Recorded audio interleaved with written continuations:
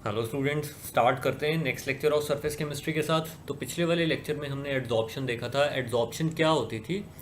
Surface के जो particles होते थे वो बल्क के पार्टिकल से डिफरेंटली बिहेव करते थे।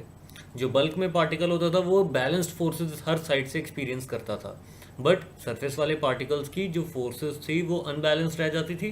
कुछ रेजिडुअल फोर्सेस वो एक्सपीरियंस करते थे, जिसके कारण उनकी जो एनर्जी थी, एनर्जी स्टेट बढ़ जाती थी, सरफेस एनर्जी ज़्यादा हो जाती थी। अब वो अपनी एनर्जी कम करना चाहते हैं तो क्या करते थे? वो अपनी फोर्सेस को बैलेंस आउट करने के लिए वो कोई भी हेट्रो एटम जो भी आसपास उनके घूम रहा होगा वो उसको अपनी सरफेस पे स्टिक करवा लेंगे। तो जो अनबैलेंस्ड फोर्सेस हैं वो to some extent balance out होना शुरू हो जाएंगी और सरफेस एनर्जी कम होगी। जो एनर्जी कम हुई है वो in the form of heat release हो जाएगी और उसी को आप एंथैल्पी ऑफ एड्जॉर्प्शन बोलते थे। Adsorption was of two types, physisorption and chemisorption. Last class में हमने डिफरेंसेस देखे थे, उनके कैरेक्टरिस्टिक्स देखे थे। तो जल्दी से आज रिवाइज करते हैं, फिर आज के टॉपिक्स पे मूव करेंगे।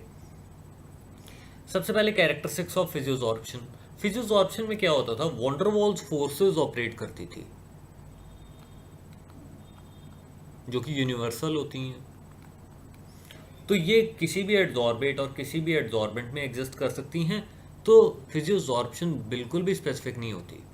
आप किसी भी एड्जॉर्बेट को, किसी भी गैस को किसी भी एड्जॉर्बेंट पे एड्जॉर्ब करवा सकते हो, एक्सटेंट ऑफ एड्जॉर्प्शन अलग अलग आएगी। नेचर ऑफ एड्जॉर्बेट डेफिनेटली, अब जिन गैसेस का क्रिटिकल टेम्परेचर ज़्यादा होता था उनकी एक्सटेंट ऑफ एड्जॉर्प्शन भी ज़्यादा होती थी। ये हमने लास्ट लेक्चर में डिस्कस किया है। जो जिनका क्रिटिकल टेम्परेचर ज़्यादा था वो ईजिली लिक्विफाइबल होती थी, उनकी इंटरमोलिकुलर फोर्सेस ज़्यादा होती थी और वो ज़्यादा स्ट्रांगली एड्जॉर्ब होती थी ऑन अ पर्टिकुलर एड्जॉर्बेंट। फिर रिवर्सिबल नेचर। फिजियोजॉर्प्शन में क्योंकि वॉन्डरवॉल्स फोर्सेस इन्वॉल्व हैं जो कि वीक फोर्सेस होती हैं, आप बहुत इजीली एड्जॉर्ब भी करवा लोगे और डीजॉर्ब भी बहुत इजीली करवा लोगे। तो this is reversible in nature.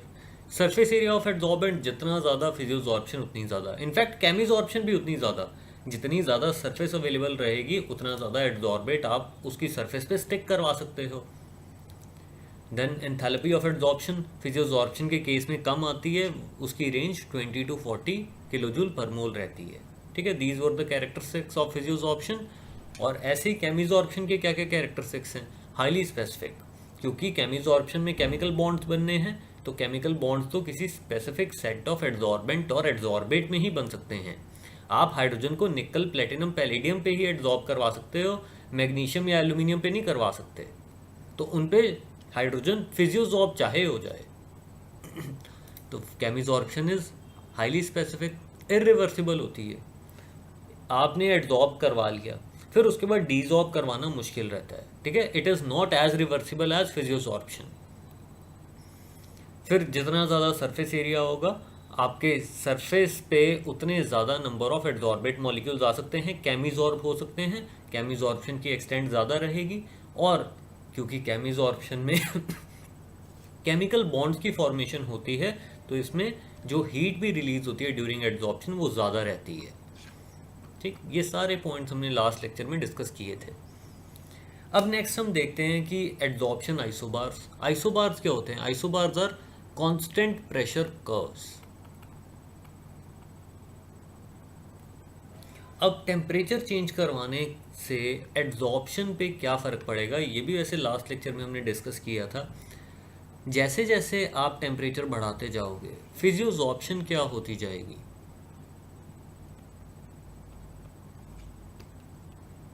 कम होती जाएगी। और इसका रीज़न क्या है ये भी हमने डिस्कस किया था। देखिए, अगर तो आपके जो गैस मॉलिक्यूल्स हैं वो वॉन्डरवॉल्स फोर्सेस से हेल्ड हैं जो कि वीक होती हैं, आप टेम्परेचर बढ़ाना शुरू करोगे, इन गैस मॉलिक्यूल्स के पास ज़्यादा काइनेटिक एनर्जी आएगी, ज़्यादा एनर्जेटिक फील करेंगे, तो उनके लिए इसकी अट्रैक्टिव फोर्सेस को ओवरकम करना आसान हो जाएगा और वो निकलना शुरू कर देंगे। Extent of physisorption with increase in temperature कम होती जाएगी। तो ये मैंने फिजियोजॉर्प्शन के लिए किया है, या फिजियोजॉर्प्शन जो कि फिजिकल एड्जॉर्प्शन थी। और केमिजॉर्प्शन के केस में क्या होता था? आप टेम्परेचर बढ़ाओगे, एक्सटेंट ऑफ एड्जॉर्प्शन बढ़ेगी। केमिजॉर्प्शन में कोई केमिकल रिएक्शन होता है, केमिकल रिएक्शंस को करवाने के लिए एक्टिवेशन एनर्जी चाहिए होती है। टेम्परेचर बढ़ाओगे, ज़्यादा number of molecules chemical reaction show कर सकते हैं, केमिजॉर्प्शन में पार्टिसिपेट कर सकते हैं। टेम्परेचर बढ़ाते जाओ, chemisorption will keep on increasing increasing increasing, और इवेंचुअली जब टेम्परेचर्स बहुत ज़्यादा होंगे तो जो केमिजॉर्प्शन हुई भी होगी वो भी केमिकल बॉन्ड्स टूट के डीजॉर्प्शन होनी शुरू हो जाएगी। ठीक है, तो बुक्स में यूजुअली सिर्फ इतना ही दिया रहता है कि extent of adsorption increases with increase in temperature in the case of chemisorption, but at very high temperature, जब temperature T tending to infinity को अप्रोच करेगा तब extent of adsorption chemisorption भी जीरो को टेंड करेगी। ठीक है, तो ये बीच में एक टेम्परेचर पे मैक्सिमम होगी।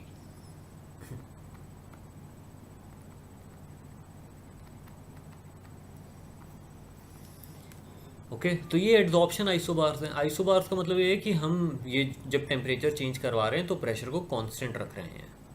अब नेक्स्ट देखते हैं जो कि बहुत ज़्यादा इंपॉर्टेंट है, that is adsorption isotherms. Isotherms क्या होते हैं? Constant temperature curves.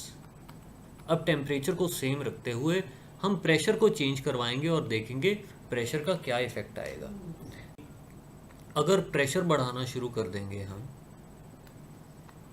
एड्जॉर्बेट का, गैस का अगर हम ज़्यादा प्रेशर लगाएंगे तो मीन ज़्यादा number of molecules will be present in the vicinity of the adsorbent। Pressure ज़्यादा होगा तो एड्जॉर्प्शन की एक्सटेंट भी ज़्यादा आएगी। तो इसका हम मैथमेटिकल रिलेशनशिप भी निकालेंगे। हम नहीं निकालेंगे, basically this mathematical relationship was given by two scientist, one was Freundlich and second was Langmuir. जो फ्राइंडलिच आइसोथर्म है वो एनसीईआरटी में गिवन है, जो सेकंड वाला आइसोथर्म है that is not given in NCERT, वो बोर्ड्स में नहीं आएगा। इनफैक्ट कॉम्पिटिटिव एग्जाम्स में भी आने की प्रोबेबिलिटी बहुत कम है। तो एड्जॉर्प्शन आइसोथर्म्स क्या होते हैं? The variation in the amount of gas adsorbed by the adsorbent with pressure at constant temperature can be expressed by means of a curve known as adsorption isotherm. तो जो effect of pressure की curve आएगी जब हम extent of adsorption को pressure के against plot करेंगे at constant temperature, तो जो कर्व आएगी that will be adsorption isotherm. Extent of adsorption मैंने लास्ट लेक्चर में भी आपको बताया था हम कैसे मेजर करते हैं, x बाय एम। x क्या था? x was mass of gas या adsorbate adsorbed on the adsorbent, and m is the mass of adsorbent taken।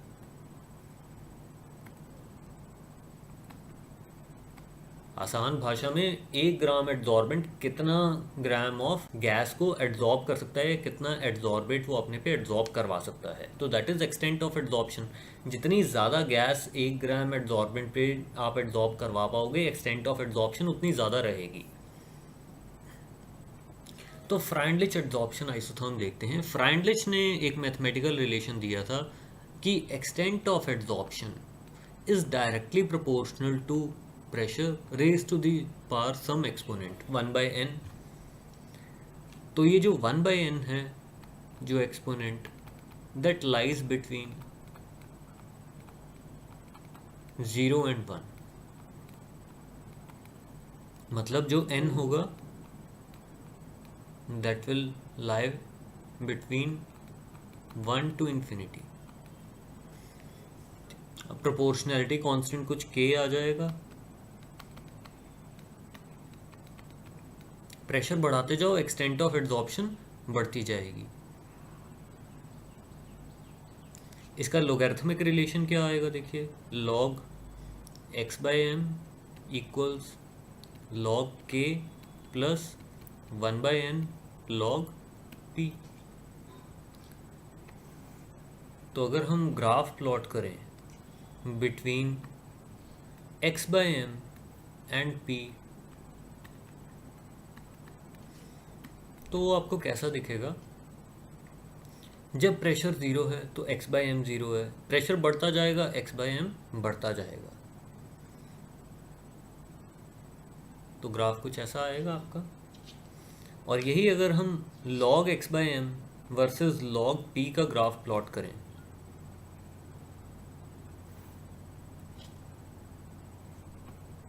तो that will come out to be a straight line, आनी चाहिए।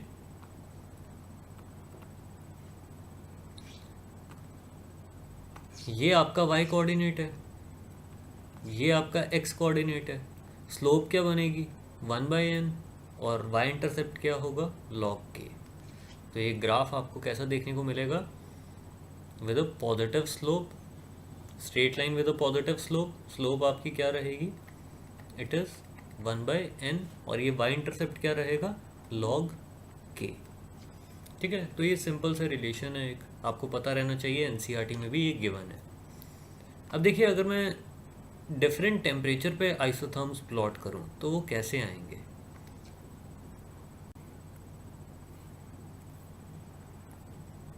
अब मैंने 3 temperatures पे isotherms plot किए हैं।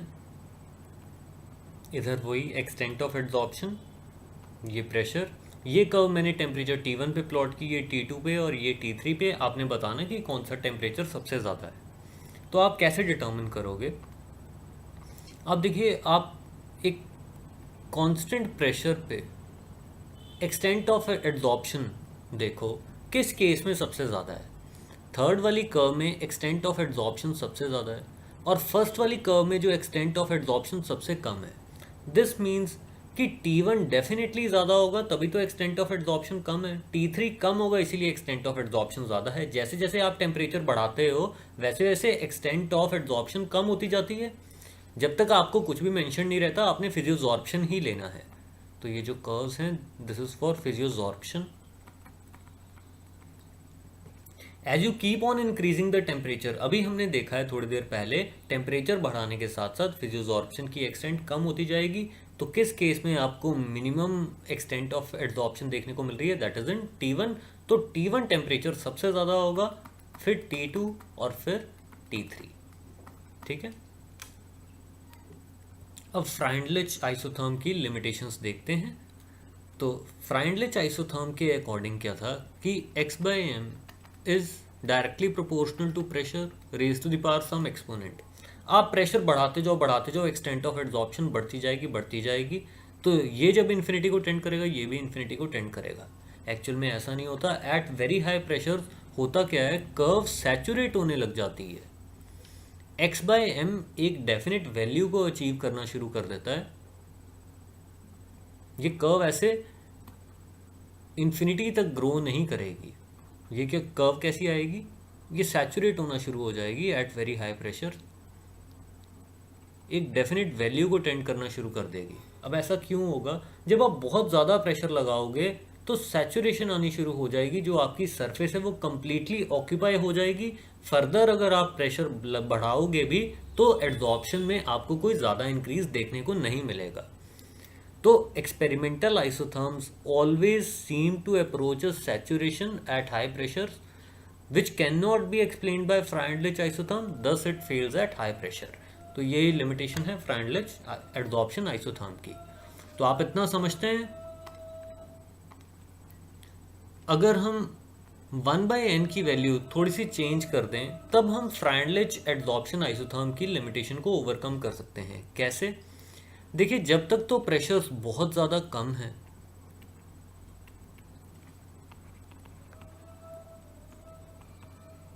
एट वेरी लो प्रेशर्स जो x/m है वो ऑलमोस्ट लीनियरली वेरी कर रहा है प्रेशर के साथ, तो तब हम बोल सकते हैं कि x/m is directly proportional to p। तो उस टाइम पे 1/n की वैल्यू क्या होनी चाहिए, 1 होनी चाहिए। मीन्स n की वैल्यू क्या होनी चाहिए, 1 होनी चाहिए at very low pressures. And at very high pressures, बहुत ज़्यादा हाई प्रेशर पे क्या हो रहा है, x/m ऑलमोस्ट कांस्टेंट हो रहा है। x/m जो एक्सटेंट ऑफ एड्सॉर्प्शन है वो प्रेशर के इंडिपेंडेंट हो जा रहा है। तो दिस मीन्स 1/n उस टाइम पे कितना होना चाहिए, it should tend to 0 and n should tend to infinity. Okay, अब नेक्स्ट देखते हैं Langmuir adsorption isotherm. Langmuir adsorption isotherm के क्या क्या पॉस्टुलेट्स है, इनके अकॉर्डिंग कि जो एड्सॉर्ब्ड लेयर है किसी भी एड्सॉर्बेंट पे, it is assumed to be unimolecular thick. तो ये केमिजॉर्प्शन के लिए भी वैलिड रहेगा।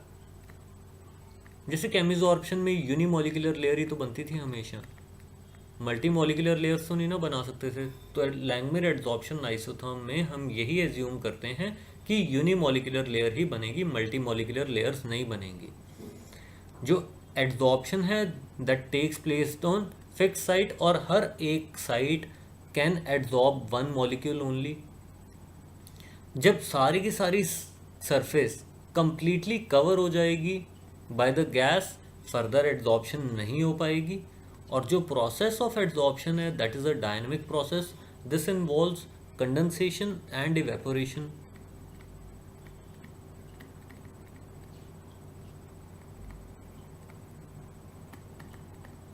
कंडेंसेशन बेसिकली क्या है कि आपके जो एडजॉर्बेट के मॉलिक्यूल्स जब एडजॉर्ब हो जाएंगे तो वो बेसिकली कंडेंसेशन हो गई है। तो this is nothing but adsorption. और इवेपोरेशन क्या हो जाएगा, removal of these adsorbate molecules from the surface of the adsorbent. तो ये बेसिकली आपका डिजॉर्प्शन। मतलब ड्यूरिंग एडजॉर्प्शन ये दोनों फिनोमिना साइमल्टेनियसली ऑपरेट करते रहेंगे। कुछ मॉलिक्यूल सरफेस पे स्टिक करते रहेंगे, पैरेलली जो मॉलिक्यूल्स ऑलरेडी सरफेस पे जुड़े हुए हैं वो डीजॉर्ब होना शुरू होते रहेंगे। तो एक डायनामिक इक्विलिब्रियम एस्टैब्लिश हो जाएगा। अब नेक्स्ट हम लैंगमेर एडजॉर्प्शन आइसोथर्म का मैथमेटिकल रिलेशन निकालते हैं, जिसकी कि एज सच आपको ज़रूरत नहीं है। तो ये जो डेरिवेशन मैं करने जा रहा हूँ this is not at all required, समझ लो। अब इसका मैथमेटिकल रिलेशन निकालने के लिए हम एक कोफिशिएंट डिफाइन करते हैं which is directly related with the extent of adsorption. और वो कोफिशिएंट क्या है, वो हमारा थीटा है, जो कि डिपिक्ट करेगा कि fraction of surface occupied bye adsorbate molecules कितनी ज़्यादा है। आपने एडजॉर्बेंट लिया, उस पर एडजॉर्बेट को एडजॉर्ब करवा दिया, किसी गैस को एडजॉर्ब करवा दिया। अब एट इक्विलिब्रियम जब आपने कुछ यहाँ पे पी प्रेशर लिया था गैस का, तो लेट से इतनी सरफेस ऑक्यूपाई हो गई थी और इतनी सरफेस अनऑक्यूपाइड थी। जितनी ज़्यादा सरफेस एट इक्विलिब्रियम ऑक्यूपाइड होगी, आप बोल सकते हो ना एक्सटेंट ऑफ एडजॉर्प्शन उतनी ज़्यादा है। तो थीटा बेसिकली यही बता रहा है कि fraction of surface area occupied by the gas molecules कितना ज़्यादा है, तो एक्सटेंट ऑफ एडजॉर्प्शन उतनी ज़्यादा है। और ये कैलकुलेट कैसे करेंगे this will be calculated as surface occupied by gas molecules, जो कि आपके एडजॉर्बेट हैं, upon surface total surface area available.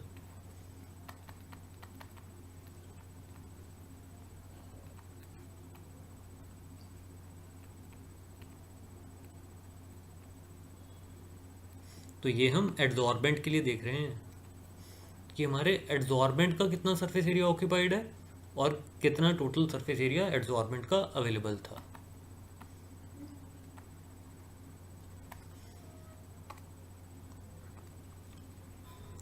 अब देखिए जो रेट ऑफ एडजॉर्प्शन है वो किस पे डिपेंड करेगा।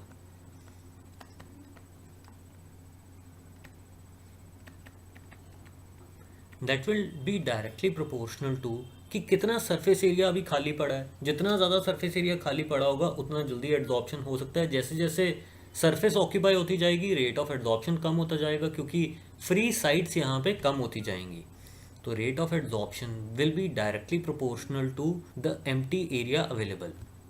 अब एम्प्टी एरिया अवेलेबल कितना है, it will be proportional to 1 minus theta. Theta क्या डिपिक्ट कर रहा था कि कितना सरफेस एरिया ऑक्यूपाइड है। हमें क्या चाहिए, हमें अनऑक्यूपाइड सरफेस एरिया चाहिए। तो वो किसके इक्वल होगा, 1 माइनस थीटा के इक्वल होगा। तो रेट ऑफ एडजॉर्प्शन हम ये बोल सकते हैं it will be directly proportional to the fraction of surface area unoccupied.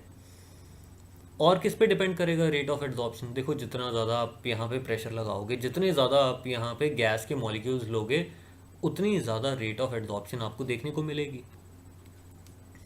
But rate of desorption, जिसको कि आप इवेपोरेशन भी बोल सकते हो, एडजॉर्प्शन को आप कंडेंसेशन भी बोल सकते हो, वो किसके प्रोपोर्शनल होगी कि कितने नंबर ऑफ मॉलिक्यूल्स आपके एडजॉर्ब्ड स्टेट में पड़े हैं। जितने ज़्यादा नंबर ऑफ मॉलिक्यूल्स एडजॉर्ब्ड स्टेट में पड़े होंगे, आपकी इवेपोरेशन की टेंडेंसी या डीजॉर्प्शन की टेंडेंसी भी उतनी ज़्यादा रहेगी। तो rate of desorption will be directly proportional to the number of molecules which are in the adsorb state. और वो किसके प्रोपोर्शनल होगा कि कितना सरफेस एरिया ऑक्यूपाइड है, और वो किसके प्रोपोर्शनल होगा कितना fraction of surface area occupied है। तो देखिए, जितना ज़्यादा fraction of surface area occupied होगा, उतने ज़्यादा नंबर ऑफ मॉलिक्यूल्स एडजॉर्ब्ड स्टेट में, और रेट ऑफ डिजॉर्प्शन उतना ज़्यादा। तो इनडायरेक्टली मैं ये बोल सकता हूँ कि rate of desorption is directly proportional to theta. ठीक है, तो यहाँ पे हम प्रोपोर्शनैलिटी कांस्टेंट कुछ ले लेते हैं K1, और यहाँ ले लेते हैं K2। देखो, रेट ऑफ डिजॉर्प्शन प्रेशर के इंडिपेंडेंट होगा। ये बेसिकली आपकी इवेपोरेशन है।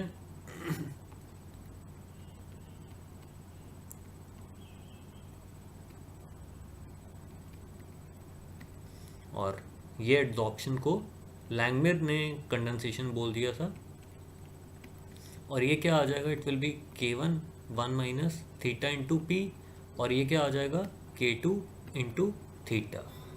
अब इक्विलिब्रियम पे देखिए क्या होगा।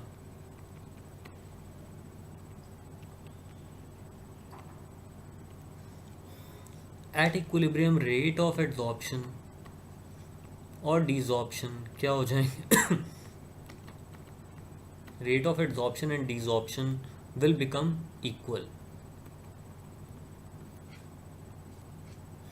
तो हम ये बोल सकते हैं कि K1 into 1 minus theta into P equals K2 theta, which can be written as K1 P minus K1 theta P equals K2 theta. अब थीटा हम निकालते हैं। थीटा हमारा क्या है, theta shows us the extent of adsorption. अब आप खुद सोचिए, थीटा अगर ज़्यादा है, ज़्यादा सरफेस एरिया ऑक्यूपाइड है, तो एक्सटेंट ऑफ एड्जॉर्प्शन भी ज़्यादा होगी। तो थीटा हम निकाल रहे हैं, and it will come out to be K1P equals K2 plus K1P। तो थीटा क्या आ गया हमारा, K1P upon K2 plus K1P। तो हम इसको K2 से डिवाइड कर देते हैं। क्या आ जाएगा, K1 बाई K2, न्यूमरेटर और डिनोमिनेटर को K2 से डिवाइड किया मैंने, 1 plus K1 by K2 into P। K1 by K2 को मैं कुछ नया कांस्टेंट बोल देता हूँ, लेट्स से K। तो थीटा क्या आ गया, it is KP upon 1 plus KP। तो ये हमारे एक्सटेंट ऑफ एड्जॉर्प्शन का एक जनरल सा एक्सप्रेशन आ गया कि वो प्रेशर के साथ किस तरीके से वेरी करेगी।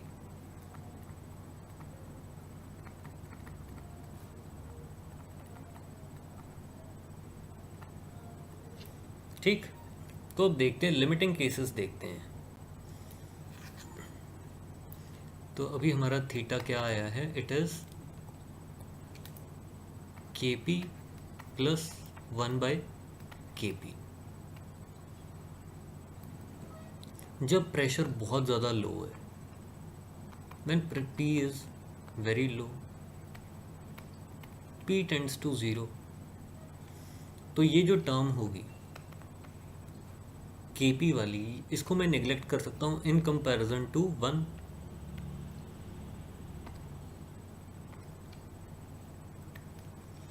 तो थीटा आपका क्या आ जाएगा, theta will be equal to KP, means जो एक्सटेंट ऑफ एड्जॉर्प्शन है वो प्रेशर के डायरेक्टली प्रोपोर्शनल हो जाएगी।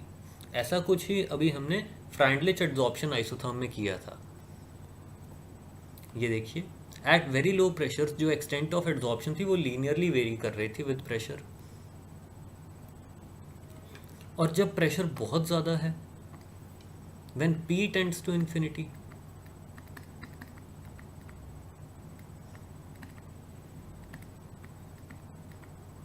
तो आप बोल सकते हो 1 बाई P टेंड्स टू 0। अब जो हमारा थीटा है which is KP 1 plus KP, this can be written as, numerator और डिनोमिनेटर को P से डिवाइड कर दो, और वो क्या आ जाएगा 1 by P plus 1 by K। कुछ देख सकते हो इससे, आपका जो थीटा आ गया है वो कितना हो गया 1, वो प्रेशर के इंडिपेंडेंट हो गया है, होना भी चाहिए। मतलब एट वेरी हाई प्रेशर्स सारी की सारी सरफेस ऑक्यूपाई हो जाएगी। उसके बाद अगर आप प्रेशर और बढ़ाओगे तो जो आपकी एक्सटेंट ऑफ एड्जॉर्प्शन में कोई भी चेंज नहीं आने वाला।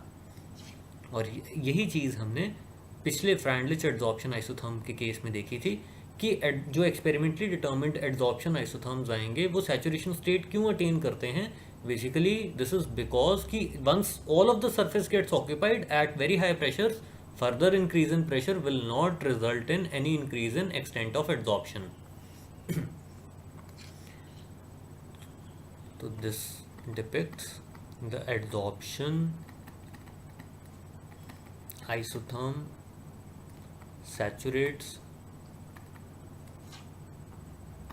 at very high pressures because all of the surface of the adsorbent gets occupied. उसके बाद आप प्रेशर बढ़ाते रहो, कुछ नहीं होने वाला, ठीक है। और ये तो वैसे भी हमने यही माना है ना लैंगमेयर एड्सॉर्प्शन आइसोथर्म में कि यूनिमोलिकुलर लेयर फॉर्म हो रही है, मल्टी मोलिकुलर लेयर्स एग्जिस्ट नहीं कर रही, तो ये केमिसॉर्प्शन के लिए बिल्कुल ट्रू है। अब नेक्स्ट देखते हैं एड्जॉर्प्शन फ्रॉम सॉल्यूशन फेज। जैसे हमने गैसेस को एड्जॉर्ब करवाया ऐसे हम सॉल्यूशन में सॉल्यूट को भी एड्जॉर्ब करवा सकते हैं on the surface of adsorbent. और ये तो हम करते ही हैं, हमने लास्ट क्लास में भी ये एग्जांपल देखी थी कि हम कलर्ड इम्प्योरिटीज शुगर से कैसे रिमूव करते हैं। आप इम्प्योर शुगर का सॉल्यूशन लेते थे,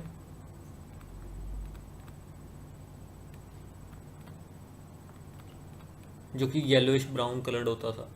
इसमें जब आप चारकोल ऐड करते थे जो कि एक बहुत अच्छा एड्जॉर्बेंट है, वो क्या करेगा, इन सारी जो कलर्ड इम्प्योरिटीज़ को एड्जॉर्ब कर लेगा, वो उसके साथ स्टिक कर जाएंगी और सारी की सारी impurities will come out of the solution और सॉल्यूशन विल टर्न कलरलेस। तो आपके पास इस तरीके से प्योर शुगर सॉल्यूशन आ जाएगा। और आप शुगर को किस तरीके से ऑब्टेन करोगे, क्रिस्टलाइज आउट करवा लो इस प्योर सॉल्यूशन से, ठीक है।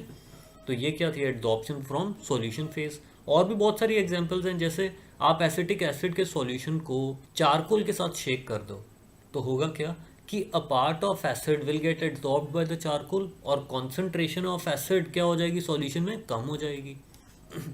लिटमस सॉल्यूशन लेके आप चारकोल के साथ उसको शेक कर दो तो कलरलेस हो जाएगा। हमने पिछली क्लास में एक एग्जांपल भी तो देखी थी कि हमने मिथाइलिन ब्लू डाई पानी में डाली थी, ब्लू सॉल्यूशन हो बन गया था हमारे पास, और जब चारकोल डाला और उसको मिक्स किया तो चारकोल ने डाई को एब्जॉर्ब कर लिया और सॉल्यूशन हमारा दोबारा से कलरलेस हो गया था। Similarly precipitate of magnesium hydroxide वैसे तो वाइट कलर का होता है, but it attains blue colour when precipitated in the presence of magneson reagent. तो ये जो प्रेसिपिटेट है ये इस मैग्नेसॉन रिएजेंट को अपने ऊपर इस डाई को एब्जॉर्ब कर लेता है। इसको हम एजो वॉयलेट डाई भी बोलते हैं। And this dye is use to identify Mg2 positive ions, ठीक है। तो अगर ब्लू कलर का प्रेसिपिटेट आ रहा है तो this will confirm the presence of magnesium hydroxide, ठीक। अब एड्जॉर्प्शन फ्रॉम सॉल्यूशन फेज का मैथमेटिकल रिलेशन देखते हैं, वो क्या आता है। जैसा फ्रांडलिच ने दिया था फॉर गैसेस कि x/m इक्वल्स Kp⁻1/n था, अब प्रेशर की जगह कॉन्सेंट्रेशन हो जाएगा, बाकी सब सेम है। ये हमारा क्या होता था, this gave us the extent of adsorption और ये क्या हो जाएगा, this is concentration of solution।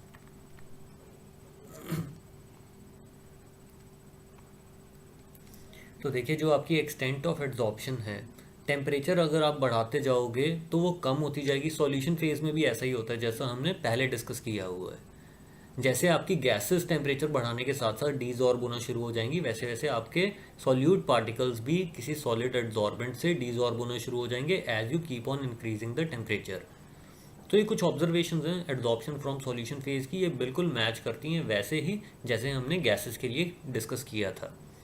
तो the extent of adsorption decreases with increase in temperature, extent of adsorption increases with the surface area of the adsorbent, होना भी चाहिए।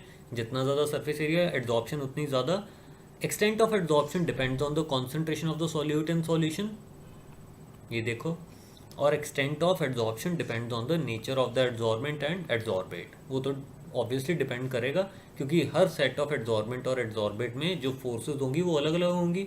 जिनमें फोर्सेज ज़्यादा स्ट्रांग होंगी उनकी जो एक्सटेंट ऑफ एड्जॉर्प्शन भी रहेगी वो ज़्यादा अच्छी रहेगी। ठीक है, अब एप्लीकेशंस ऑफ एड्जॉर्प्शन क्या क्या रहती हैं। प्रोडक्शन ऑफ हाई वैक्यूम, ये लास्ट लेक्चर में भी हम डिस्कस कर रहे थे कि अगर आपने हाई वैक्यूम जनरेट करना हो वो किस तरीके से करते हो। आप पहले तो वैक्यूम पंप लगा देते हो। वैक्यूम पंप क्या करेगा, बहुत सारी गैसेस को रिमूव कर देगा।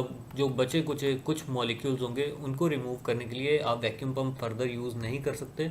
वैक्यूम पंप उतना ज़्यादा एफिशिएंट नहीं रहता, तो आप क्या करते हो, आप इसमें कुछ चारकोल वगैरह डाल देते हो, जो कि क्या करेगा, इन सारे मॉलिक्यूल्स को अपनी सरफेस पे एब्जॉर्ब करवा लेगा और फ्री स्टेट में मॉलिक्यूल्स आपके ख़त्म हो जाएंगे। तो जो प्रेशर होगा that will almost be zero.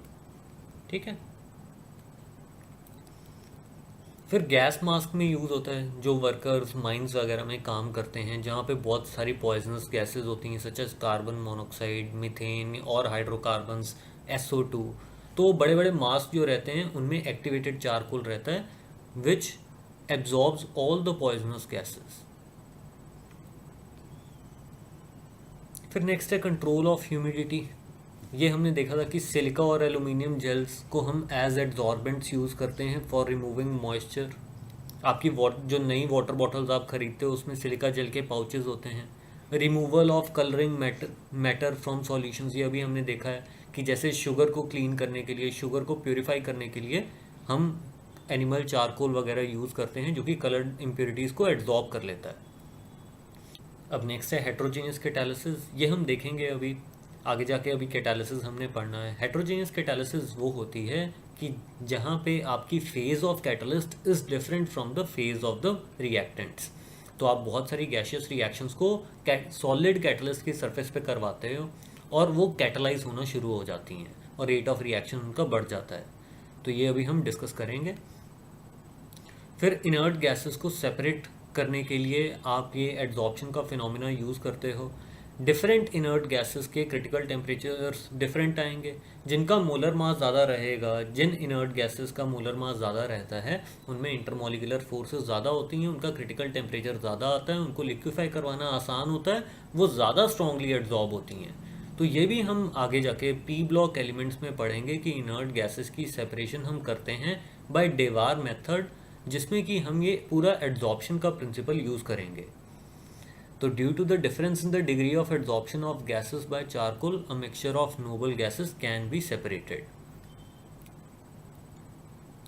फिर क्यों बहुत सारे ड्रग्स क्या करते हैं, जर्म्स पे जाके एड्जॉर्ब हो जाते हैं और फिर इवेंचुअली उनको किल कर देते हैं। फ्रॉथ फ्लोटेशन प्रोसेस, ये हम मेटलर्जी में कवर करेंगे कि बिकॉज ऑफ एड्जॉर्प्शन आप सल्फाइड ओर्स को सेपरेट कर पाते हो फ्रॉम द इम्प्योरिटीज। तो a low grade sulphide ore is concentrated by separating it from silica and other earthy matter by this method using pine oil and frothing agent। तो हम ये देखेंगे कि सल्फाइड ओर की सरफेस पे पाइन ऑयल आके adsorb हो जाता है और सल्फाइड ओर की हाइड्रोफोबिक नेचर बढ़ जाती है और वो फ्रॉथ के साथ ऊपर आ जाता है। तो शायद कुछ बच्चों ने ये जूनियर क्लासेस में पढ़ा होगा, जिन्होंने नहीं पढ़ा हुआ है तो कोई बात नहीं, वो वेट कर सकते हैं, मेटलर्जी चैप्टर में हम ये डिस्कस करेंगे। फिर एड्जॉर्प्शन इंडिकेटर्स वो होते हैं जो कि प्रेसिपिटेशन रिएक्शंस में एक कैरेक्टरिस्टिक कलर चेंज देते हैं हमें, जैसे सरफेसेस ऑफ सर्टेन प्रेसिपिटेट्स। जैसे अभी मैंने आपको बताया था कि मैग्नीशियम हाइड्रोक्साइड जो बना है वो ब्लू कलर अटेन कर लेगा अगर हमने उसमें मैग्नेसॉन रिएजेंट डाला होगा। तो वो जैसे हमारा एक एड्जॉर्प्शन इंडिकेटर हो जाएगा कि हमें पता लग जाएगा कि magnesium hydroxide has precipitated out, उसकी प्रेजेंस हम डिटेक्ट कर रहे हैं बाय यूजिंग मैग्नेसॉन रिएजेंट। सिमिलरली आप सिल्वर हलाइड के प्रेसिपिटेट्स को आइडेंटिफाई करने के लिए कुछ डाइज यूज़ करते हो, सच एज आयोसिन, फ्लोरसिन, जो कि एक कैरेक्टरिस्टिक कलर देती हैं एट द एंड पॉइंट, मतलब जब आपका रिएक्शन कंप्लीट हो जाता है, जब आपकी प्रेसिपिटेशन कंप्लीट हो जाती है। ठीक है, अब नेक्स्ट है क्रोमेटोग्राफिक एनालिसिस। देखो ये जितनी भी एप्लीकेशंस हैं ना, ये अलग अलग चैप्टर्स में भी आप पढ़ते हो और यहाँ पे इकट्ठी करके इसलिए दी हुई है क्योंकि इन सारी एप्लीकेशंस के पीछे adsorption is the common phenomena. Chromatography आपने क्लास 11th में भी पढ़ा होगा during the purification of organic compounds. तो देखिए क्रोमेटोग्राफी बेसिकली जो टेक्निक है ये पहले यूज़ होती थी for the separation of colours, for the separation of dyes. इसका प्रिंसिपल एडजॉर्प्शन है, ये यूज़ कर सकते हो अब आप किसी भी टाइप ऑफ सब्सटेंस के लिए, मिक्सचर ऑफ कंपाउंड्स को सेपरेट करने के लिए आप ये यूज़ करते हो based on the principle of adsorption. तो आप करते क्या हो इसमें, आप एक एडजॉर्बेंट कॉलम लेते हो, यहाँ पे हमने एडजॉर्बेंट लिया है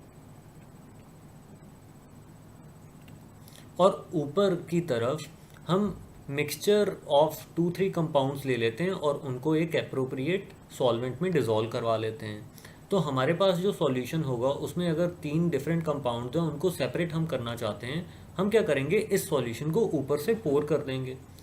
अब different compounds will get adsorb to different extent. जैसे ये सॉल्यूशन हमने डाला यहाँ पे जिनमें कि 3 कंपाउंड्स हैं, अब हर कंपाउंड अलग अलग एक्सटेंट तक एड्जॉर्ब हो रहा है। जो स्ट्रांगली एड्जॉर्ब हो रहा है वो पहले ही स्टिक हो जाएगा, जो वीकली एड्जॉर्ब हो रहा है वो ज़्यादा डिस्टेंस ट्रेवल करेगा, जो सबसे वीकली एड्जॉर्ब हो रहा है वो सबसे नीचे आएगा।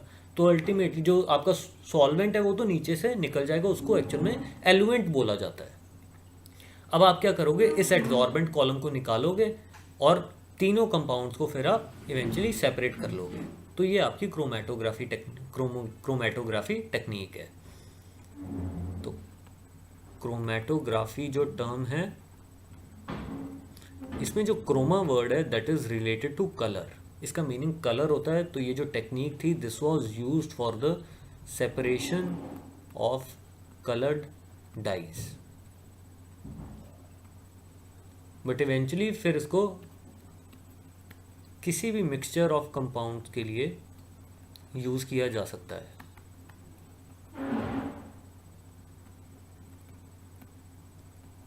प्रिंसिपल क्या रहेगा इसका, प्रिंसिपल ये है कि डिफरेंट सब्सटेंसेस या डिफरेंट कंपाउंड्स गेट एब्जॉर्ब्ड, ये बहुत ज़्यादा इम्पॉर्टेंट है, ध्यान रखना है आपने, get absorbed to a different extent. तो जो कंपाउंड, जो सब्सटेंसेस स्ट्रांगली एड्जॉर्ब होंगे वो सबसे ऊपर पाए जाएंगे, जो वीकली एड्जॉर्ब होंगे वो सबसे नीचे। क्लियर है? तो ये एप्लीकेशंस थी। अब नेक्स्ट टॉपिक है हमारा कैटालिसिस। कैटलिस्ट क्या होते हैं? कैटलिस्ट वो सब्सटेंसेस होते हैं जो कि रिएक्शन को यूजुअली स्पीड अप कर देते हैं। वो स्पीड अप कैसे करते हैं? They provide an alternate pathway जिनकी की एक्टिवेशन एनर्जी कम होती है। ये हमने केमिकल काइनेटिक्स में भी डिस्कस किया हुआ है कि कोई भी रिएक्शन है it has to cross an energy barrier, जिसको कि आप एक्टिवेशन एनर्जी बोलते थे। यहाँ रिएक्टेंट से प्रोडक्ट्स बन रहे हैं। मैंने एक्सोथर्मिक रिएक्शन के लिए ग्राफ बनाया है, वाई एक्सिस पे वही हम रिलेटिव एनर्जी प्लॉट करेंगे और एक्स एक्सिस पे हम रिएक्शन प्रोग्रेस। कैटलिस्ट क्या करता है? कैटलिस्ट आपको एक ऑल्टरनेट पाथवे दे देता है। Final enthalpy of the reaction देखो उतनी ही है, चेंज क्या हुआ है यहाँ पे? एक्टिवेशन एनर्जी चेंज हो गई है। तो एक्टिवेशन एनर्जी अगर कम हो जाएगी, ग्रेटर नंबर ऑफ मॉलिक्यूल्स इस बैरियर को क्रॉस कर पाएंगे, रेट ऑफ रिएक्शन अपने आप से ज़्यादा हो जाएगा। तो यहाँ पे हमारा क्या बनता था? Activated complex. अब आपका एक्टिवेटेड कॉम्प्लेक्स चेंज हो जाएगा।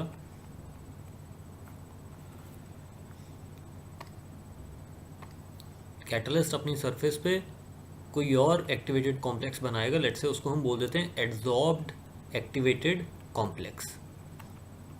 अब ये जो नया हमारा एक्टिवेटेड कॉम्प्लेक्स या जिसको कि आप ट्रांजिशन स्टेट भी बोल सकते हो, इस ट्रांजिशन स्टेट की एनर्जी इस ट्रांजिशन स्टेट से कम है।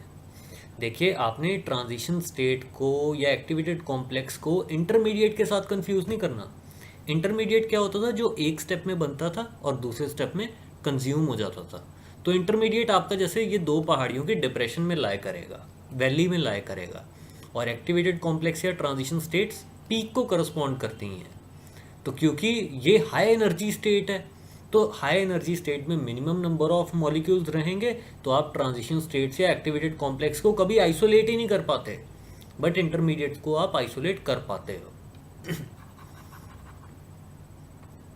जो एक्टिवेटेड कॉम्प्लेक्स या ट्रांजिशन स्टेट्स हैं वो तो जैसे हाइपोथेटिकल है, आप उनको ऑब्जर्व नहीं कर पाओगे। Intermediates can be observed.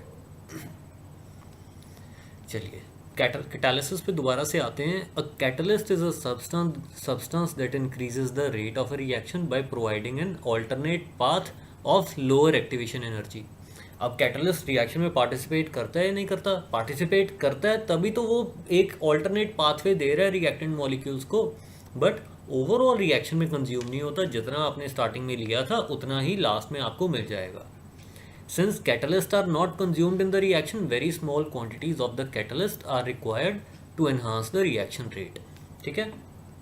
अब जो सब्सटेंसेस कैटलिस्ट की एक्टिविटी को एनहांस कर देते हैं उनको हम प्रोमोटर्स बोलते हैं, जो कि कैटलिस्ट की एक्टिविटी को और ज़्यादा इम्प्रूव कर देंगे, उनकी एबिलिटी और ज़्यादा अच्छी कर देंगे, वो प्रोमोटर हैं। और जो उनकी एबिलिटी को डिक्रीज कर देते हैं उनको हम इनहिबिटर या पॉइजन्स बोलते हैं। प्रोमोटर की एग्जांपल जैसे आप हेबर्स प्रोसेस पढ़ते थे जूनियर क्लासेस में, जिसमें कि आप नाइट्रोजन और हाइड्रोजन लेते थे, iron as catalyst, molybdenum as promoter. तो ये जो आपका कैटलिस्ट है इसकी एक्टिविटी और ज़्यादा इंप्रूव हो जाती है in the presence of molybdenum, तो ये आपका प्रोमोटर हो गया। पॉइजन्स वो होते हैं जो कि कैटलिस्ट की एक्टिविटी को कम कर देते हैं। जैसे आपने प्लेटिनम अगर एज अ कैटलिस्ट यूज़ किया तो कार्बन मोनोऑक्साइड या H2S gas acts as a poison, तो ये प्लेटिनम को या पैलेडियम की एक्टिविटी को बहुत ज़्यादा ख़राब कर देते हैं। अब कैटलिस्ट दो टाइप के हो सकते हैं, positive catalyst, negative catalyst. Positive catalyst वो होते हैं जो कि रिएक्शन को स्पीड अप करेंगे। जैसे यही नाइट्रोजन टू हाइड्रोजन, नाइट्रोजन और हाइड्रोजन की conversion to ammonia in the presence of iron as catalyst, तो ये एक पॉजिटिव कैटालिसिस या पॉजिटिव कैटालिस्ट की एग्जांपल है। तो यूजुअली जब भी आप कैटलिस्ट वर्ड यूज़ करोगे वो पॉजिटिव कैटालिस्ट ही होगा। नेगेटिव कैटालिस्ट क्या होते हैं? जो कि रिएक्शन को स्लो डाउन कर देते हैं, उनको इनहिबिटर्स भी कहा जाता है और रिटार्डर्स भी कहा जाता है, जो कि आपका रिएक्शन रेट को रिटार्ड कर देंगे, स्लो डाउन कर देंगे। और किस केस में हमें नेगेटिव कैटलिस्ट चाहिए होते हैं? जैसे H2O2, जो डीकम्पोजिशन ऑफ H2O2 है वो खुद से होती रहती है। H2O2 डिकम्पोज कर जाता है ना टू वाटर टू ऑक्सीजन। अगर आपने अपने H2O2 सॉल्यूशन को बचा के रखना है तो आप इसमें नेगेटिव कैटलिस्ट डालते हो, विच इज़ ऑर्थोफॉस्फोरिक एसिड।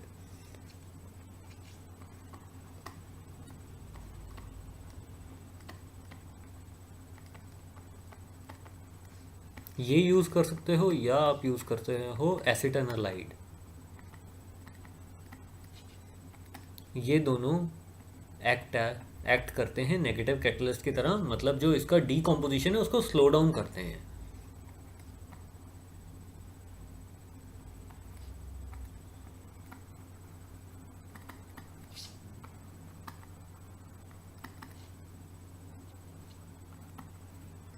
तो स्लोज डाउन द डीकम्पोजिशन।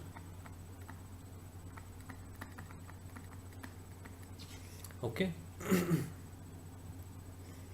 अब ऑटो कैटालिसिस, ये हमने केमिकल काइनेटिक्स में भी पढ़ा था। वो रिएक्शंस जो कि खुद से स्पीड अप होती रहती हैं। खुद से स्पीड अप कैसे होंगी? कुछ रिएक्शंस में जो आपके प्रोडक्ट बनते हैं वही रिएक्शन को कैटलाइज करना शुरू कर देते हैं। एग्जाम्पल भी हमने ली थी, जैसे ऑक्सैलिक एसिड की टाइट्रेशन हम KMnO4 के साथ जब करवाएंगे,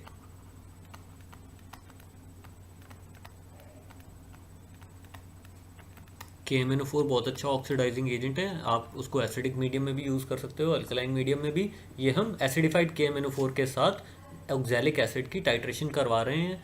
oxalic acid gets oxidise to CO2 water, और जो आपका KMnO4 है जिसमें कि मैंगनीज +7 में था वो +2 में आ जाएगा और MnSO4 आपको दे देगा +K2SO4। अब ये जो Mn2 पॉजिटिव आयंस बनते हैं ना, यही रिएक्शन को कैटलाइज करना शुरू कर देते हैं। तो इनिशियली तो रिएक्शन बहुत स्लोली होगा, टाइम बीतता जाएगा, कैटलिस्ट आपका सॉल्यूशन में आना शुरू कर देगा, फिर रिएक्शन जल्दी जल्दी होना स्टार्ट हो जाएगा। तो this is an example of auto catalysis. तो ये जैसे सेल्फ कैटलाइज्ड रिएक्शंस है।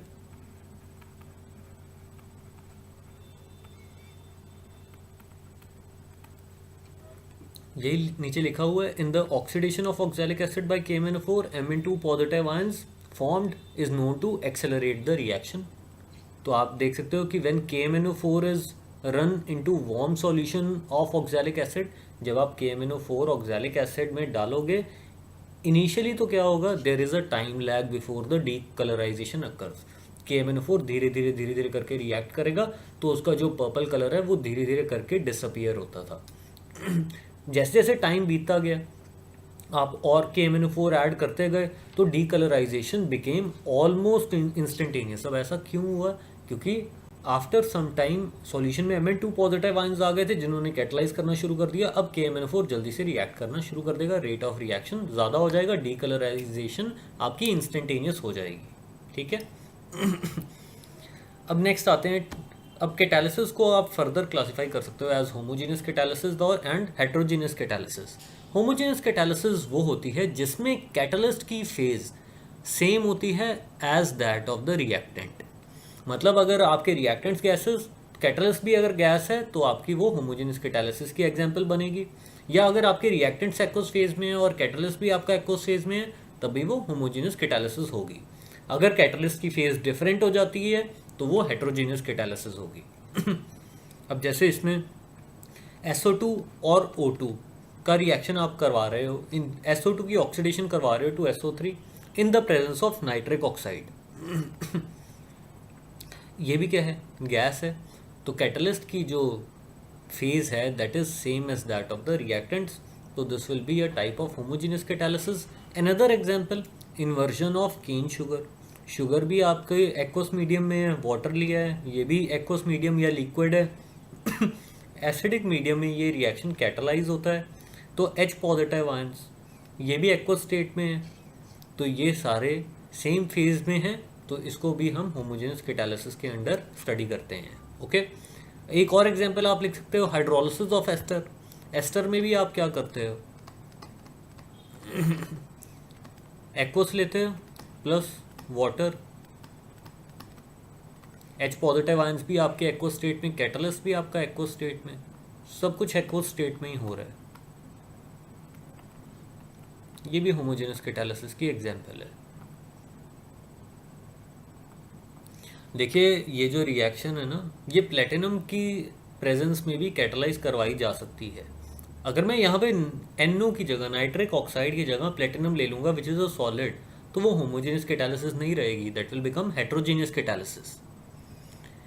तो हेट्रोजेनियस कैटालिसिस में क्या होगा, a catalytic process in which the phase of the catalyst and the reactants are different, तो उसको हम हेट्रोजेनियस कैटालिसिस बोलते हैं। इसको कॉन्टैक्ट और सरफेस कैटालिसिस भी कहा जाता है।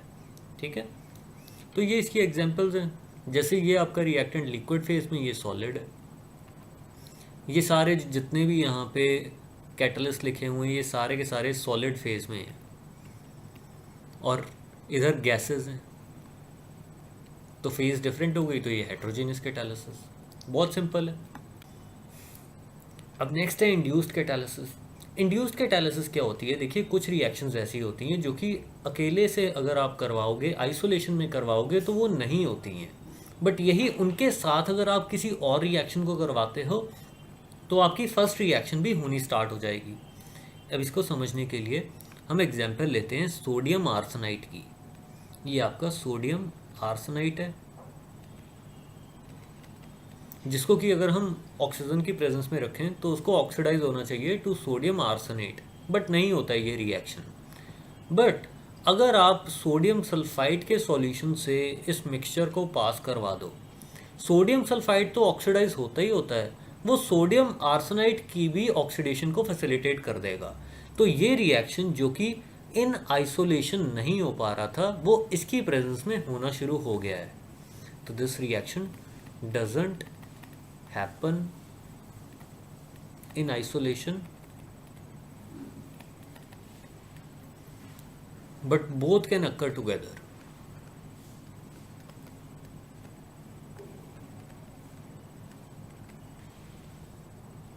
अब जैसे आपसे आइसोलेशन में पढ़ाई नहीं हो रही, अकेले बैठ के पढ़ाई नहीं हो रही, आप दोस्त के घर चले गए तो बहाने से दोनों ने ही पढ़ लिया, ठीक है। तो दोस्त ने तो पढ़ना ही पढ़ना था, आपने भी उसके बहाने से पढ़ लिया।